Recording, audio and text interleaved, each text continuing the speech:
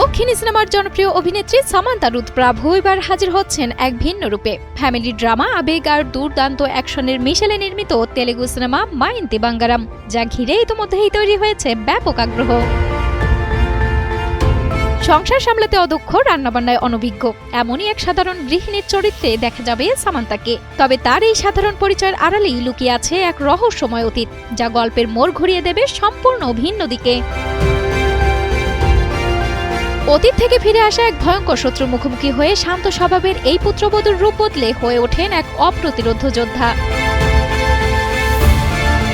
মা ইন্তি বাঙ্গারাম পরিচালনা করেছেন নির্মাতা নন্দিনী রেড্ডি। সিনেমাটিতে সামান্তার অভিনয়ের নতুন এক মাত্রা উঠে এসেছে বলে মনে করছেন সংশ্লিষ্টরা। বিশেষ করে শাড়ি পরে তার অ্যাকশন দৃশ্যগুলো ইতিমধ্যেই দর্শকদের মধ্যে কৌতূহল সৃষ্টি করেছে। এক্সট্রিম মশার কয়েল প্ল্যান্ট ফাইবার দিয়ে তৈরি, তাই সহজে ভাঙে না, সুগন্ধিযুক্ত ও নিরবিচ্ছিন্নভাবে জ্বলে। ডেঙ্গু, চিকুনগুনিয়া বাহি সহ যে কোনো মশার বিরুদ্ধে দেয় এক্সট্রিম সুরক্ষা।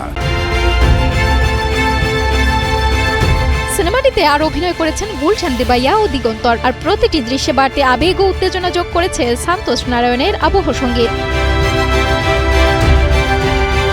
সবকিছু ঠিক থাকলে আন্তর্জাতিক অঙ্গনে প্রদর্শনের পর আগামী 19 জুন ভারতের প্রেক্ষাগৃহে মুক্তি পাবে সিনেমাটি। নারীকেন্দ্রিক শক্তিশালী গল্প এবং সামান্তার ভিন্নধর্মী উপস্থিতি সব মিলিয়ে দক্ষিণী সিনেমা প্রেমীদের অন্যতম প্রতীক্ষিত সিনেমা মা ইন্তি বাঙ্গারাম। সঞ্জনা সাথী, কালের কণ্ঠ।